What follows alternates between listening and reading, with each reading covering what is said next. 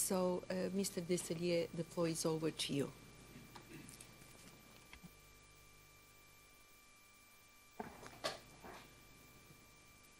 Merci, Madame la Présidente. J'aimerais commencer par faire quelques remarques au sujet des observations qui furent soulevées par les représentants légaux hier. Loin de nier l'existence de graves tensions ethniques dans la région de l'Ituri, contrairement à ce qui fut suggéré par un des représentants légaux hier. La défense a plutôt soutenu que l'UPC-RP et les FPLC s'étaient justement constitués pour mettre un terme aux graves exactions qui étaient subies par la population civile en Ituri. Et la défense tient à souligner que les victimes d'un conflit tel que celui qui a ravagé la RDC méritent toute notre considération. La défense ne remet pas en cause le droit offert aux victimes de participer aux présentes procédures afin d'assister au débat et d'y soumettre leurs vues et préoccupations. Elle soumet cependant que les victimes ne peuvent, par l'entremise de leurs représentants légaux, se comporter en procureurs auxiliaires. Et c'est pourtant la ligne qu'elles ont franchie hier dans le cadre de leur conclusion orale. Elles ont soutenu que le simple fait qu'un aussi grand nombre d'entre elles aient été admises à participer à la procédure constituait en soi une preuve convaincante suffisant à corroborer la preuve du procureur. Les représentants légaux ont également lu certaines allégations de leurs clients mettant directement en cause M. Ntaganda lui-même. Nous souhaitons simplement formuler les 3 observations suivantes. Premièrement, les victimes sont admises à participer à la présente procédure de manière anonyme à l'égard de la défense, sur la base de l'examen prima facie d'un formulaire de demande de participation. Ces formulaires, qui sont expurgés de leur substance à l'égard de la défense, ne peuvent en aucune circonstance être considérés comme des éléments de preuve au dossier. Et la Chambre ne peut tirer aucune conclusion à partir du nombre de victimes admises, contrairement à ce que semblent suggérer les représentants légaux. Deuxièmement, les représentants légaux ont lu des extraits de demandes de participation en audience. Et ces extraits étaient toujours expurgés à l'égard de la défense. Il nous paraît particulièrement inéquitable que des informations soient dissimulées à la défense lorsque les demandes de participation lui sont communiquées, pour être ensuite dévoilées publiquement en audience par les représentants légaux. Troisièmement, un des représentants légaux a lu des extraits de la demande de la participation de la victime A0130813, laquelle porte de graves accusations directement contre M. Ntaganda.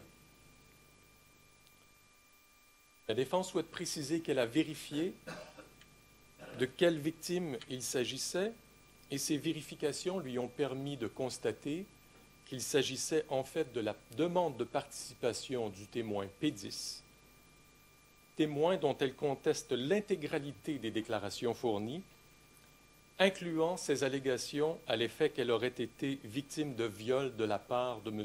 Ntaganda. L'équité de la procédure à l'égard du suspect ou de l'accusé repose sur un équilibre fragile. Et nous savons que la Chambre sera assurée le maintien de cet équilibre en écartant suggestion des représentants légaux à l'effet que les demandes de participation, voire même le nombre de victimes participantes, puissent constituer un élément qui puisse être pris en compte par la Chambre pour déterminer si les charges doivent être ou non confirmées. Je passe maintenant aux observations qui ont été formulées par le procureur au cours de la journée d'hier. Madame, Messieurs les juges, il aura fallu attendre les conclusions orales d'hier pour que le bureau du procureur se résigne enfin, pour la toute première fois, à admettre que l'opération de Mongwalu avait un objectif militaire, soit celui de chasser le RCD-KML et les combattants Lendu. Même si le procureur ajoute qu'il ne s'agissait pas du seul motif de cette attaque, cette admission est lourde de sens. Ça signifie que le procureur a délibérément présenté un contexte tronqué à la Chambre, dans le but évident de l'amener à conclure que les FPLC n'étaient animés que par le seul désir d'attaquer la population civile non-aimante.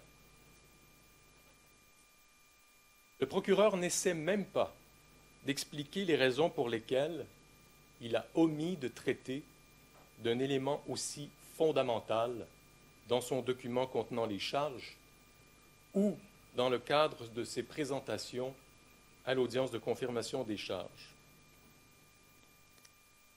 Mais en agissant de la sorte, le bureau du procureur a eu recours à une inexcusable dissimulation. Le procureur est investi du devoir d'établir la vérité. Il a cependant gravement manqué à ce devoir. Le procureur s'est apparemment lui-même tellement convaincu que l'opération de Mongwalu avait pour cible la population civile qu'il n'a pas jugé utile de soumettre à votre Chambre tous les éléments qui pouvaient lui permettre de prendre une décision véritablement éclairée sur cette question fondamentale. Mais puisqu'il fut contraint, suite à notre démonstration, de reconnaître l'existence d'un objectif militaire, le bureau du procureur tente maintenant de vous convaincre que les éléments de preuve qui furent soulevés par la défense lors de ces présentations n'étaient en réalité que des outils de propagande. Tout cela ne serait qu'une gigantesque mascarade. Or, les arguments soulevés par le bureau du procureur sur cette question ne tiennent tout simplement pas la route. Tout d'abord, précisons que les éléments auxquels la défense a fait référence lors de ses présentations et que le procureur cherche maintenant à discréditer, tels que les vidéos tournées à Mandro et à Mongwalu, sont tirés de sa propre preuve à charge. Ces deux vidéos figurent sur la liste des éléments de preuve sur lesquels le procureur vous demande de vous fonder pour confirmer les charges contre M. Ntaganda. Le procureur a lui-même eu recours à la vidéo de Mongwalu dans le cadre de ses présentations.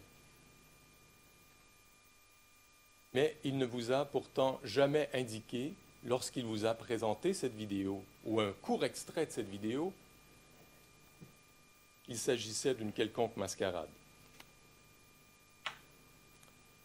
Le procureur a tenté de discréditer la vidéo tournée à Mongwalu en soutenant que le journaliste qui interviewe les différentes personnes que l'on voit sur les images, incluant M. Ntaganda, est un journaliste de Radio Candip, radio qui aurait été, selon le procureur, un outil de propagande de l'UPC à l'époque. Or, cette allégation est inexacte. Ce journaliste, Mike Arareng, est un Ougandais. Il ne travaillait pas pour Radio Candip, mais bien pour Radio ABC de Kampala, en Ouganda. Le procureur ne peut ignorer cette information puisqu'elle est mentionnée dans la vidéo elle-même. Et toujours selon la preuve à charge présentée par le bureau du procureur, ce journaliste aurait également travaillé pour La Voix de l'Amérique.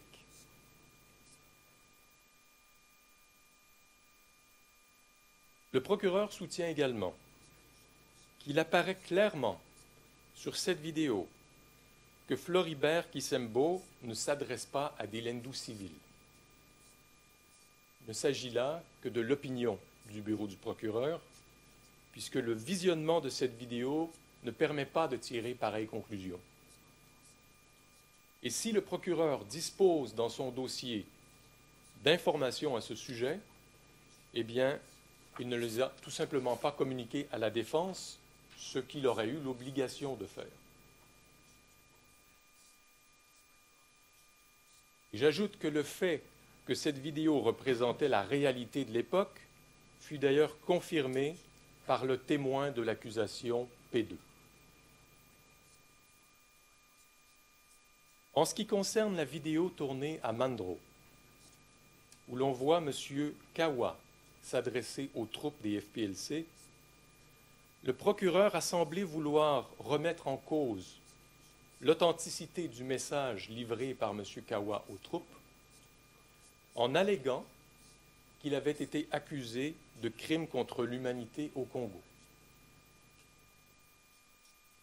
Encore une fois, le procureur pèche par omission, puisqu'il a délibérément omis de préciser à la Chambre que M. Kawa a en fait été acquitté de ces accusations.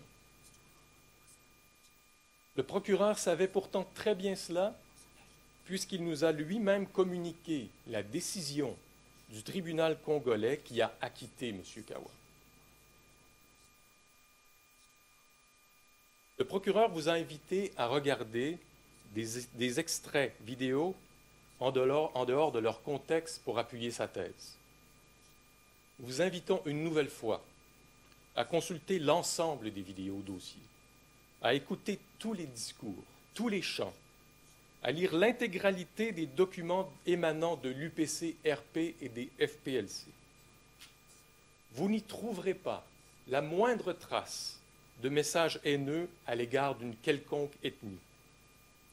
Vous n'y trouverez que des messages visant à la pacification et à la réunification. Que ces messages aient ou non été à l'époque destinés à un usage public.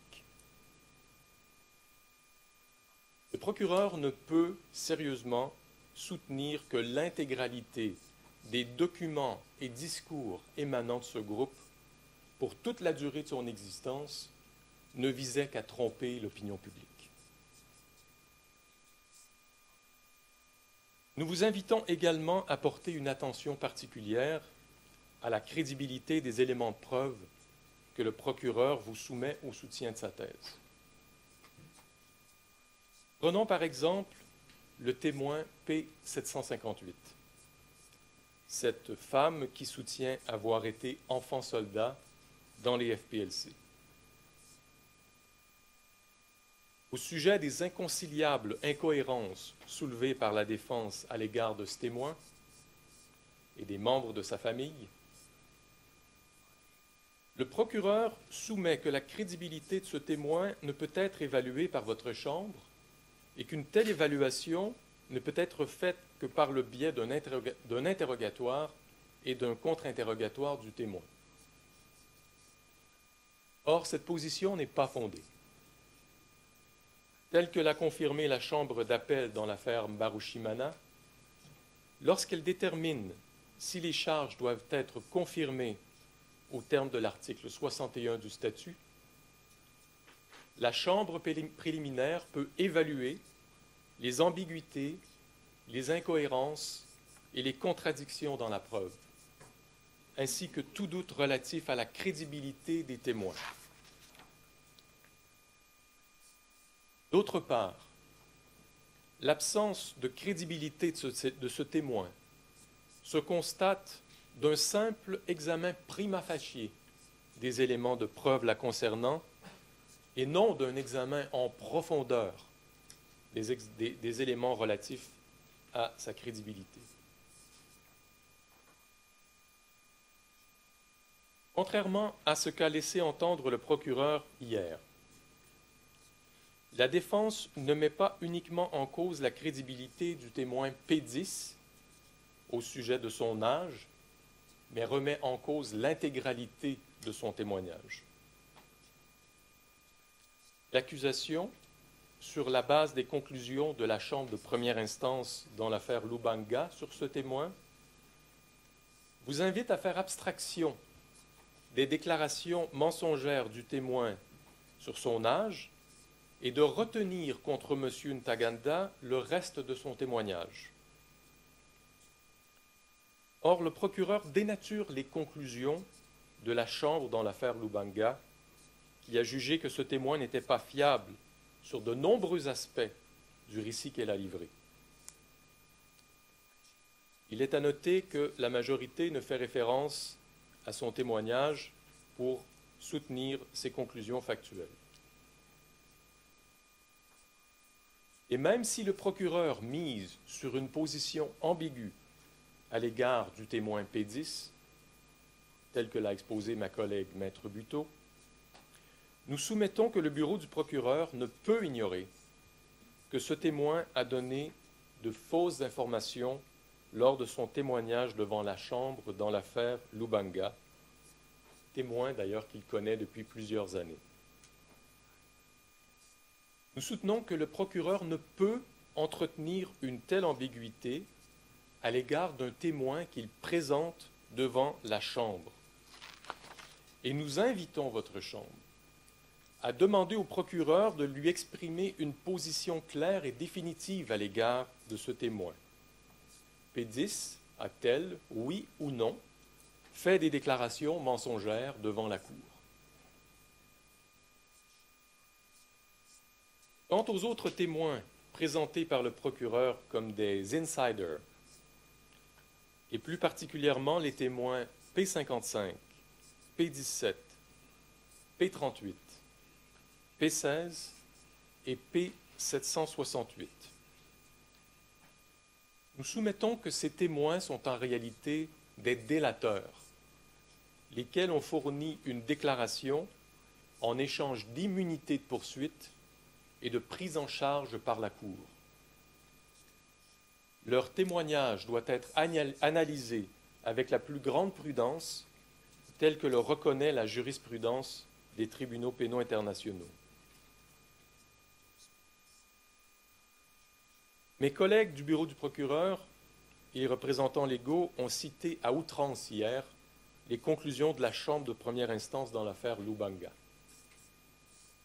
Or, il est de jurisprudence constante que les conclusions juridiques et factuelles d'une Chambre ne peuvent être importées dans une autre affaire et encore moins être présentées comme un fait de notoriété publique. En tout état de cause, mes confrères auraient dû préciser que les conclusions de la Chambre de première instance auxquelles ils vous ont référé ont été hautement contestées par la défense dans cette affaire et font l'objet d'un appel, telles que notamment les conclusions au sujet de la crédibilité du témoin P38. La défense, quant à elle, n'a par ailleurs jamais demandé à votre Chambre de faire sienne les conclusions de la Chambre de première instance, dans l'affaire Lubanga.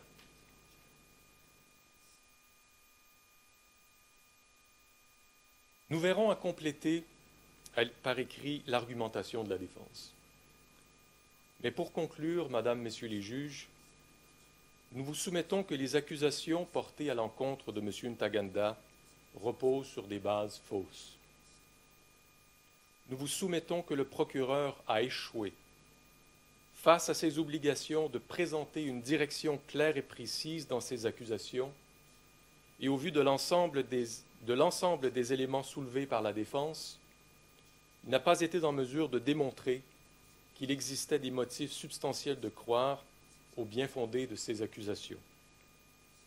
Ainsi, nous demandons à cette honorable Chambre de ne pas confirmer les charges portées à l'encontre de M. Ntaganda. Je vous remercie. Thank you very much, Mr. Desailliers. If there is no one else who would like to raise some issue during this hearing, I would like to say that this brings us to the end of the confirmation of charges hearing.